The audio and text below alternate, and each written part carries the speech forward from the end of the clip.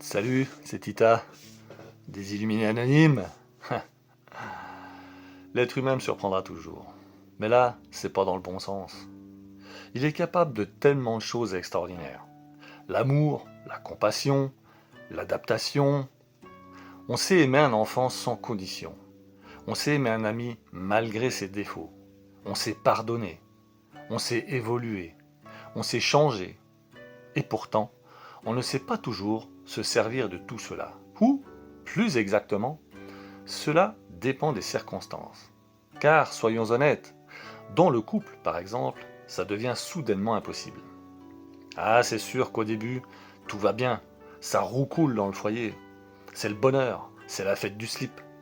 Puis au bout d'un moment, on ne supporte plus les différences, alors qu'elles devraient nous enrichir. Les silences nous agressent, alors qu'ils devraient nous poser, voire nous reposer. Les désaccords deviennent des menaces, au lieu de nous nourrir, puis de nous réunir. Et fatalement, ce qui était de l'amour se transforme en rapport de force. Comme si, tout à coup, on n'était plus capable de toutes ces choses extraordinaires qui coulaient de source au départ. Et, Jean-Guy Vibrato, frérot, faut pas forcer les relations. Si ça résiste, c'est que c'est pas aligné. Quand c'est la bonne personne, tout est fluide, zéro conflit, zéro effort. L'amour, c'est facile, sinon, next. Ben voilà.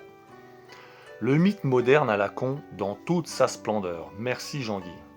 L'idée que l'amour, le soi-disant vrai, ne demande aucun ajustement, alors qu'en réalité, c'est exactement l'inverse. Si on était capable d'utiliser vraiment notre amour, notre compassion, notre intelligence émotionnelle, alors nous serions capables de vivre avec quasiment n'importe qui. Pas parce que ça serait parfait, parce que tout serait apprenant. Tout serait une expérience, une expérimentation, une opportunité de s'améliorer.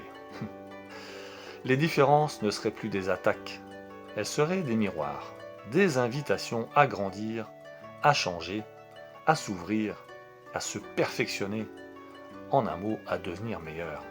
Mais au lieu de ça, on se ferme, on se crispe, on se défend. Et c'est toujours la faute de l'autre.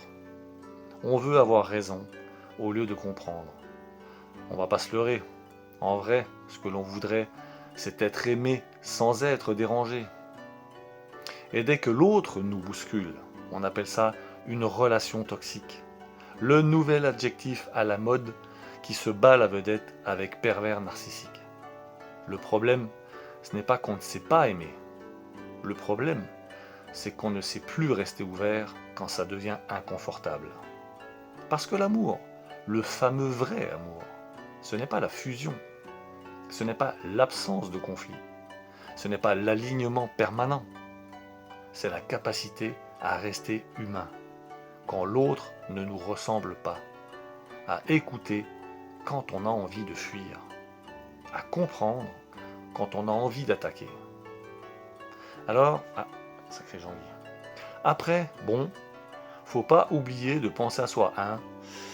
Si l'autre te fait travailler trop de trucs, c'est peut-être qu'il n'est pas sur la même vibration que toi. Ou peut-être, mon cher Jean-Guy, qu'il est exactement là pour te faire progresser. Franchement, il faut arrêter de chercher tout le temps la personne parfaite. Et devenir, ensemble, un peu plus conscient, non? Parce qu'au fond, si on savait aimer un peu moins avec nos peurs et un peu plus avec notre humanité, alors les relations ne seraient plus des champs de bataille, mais des terrains d'apprentissage.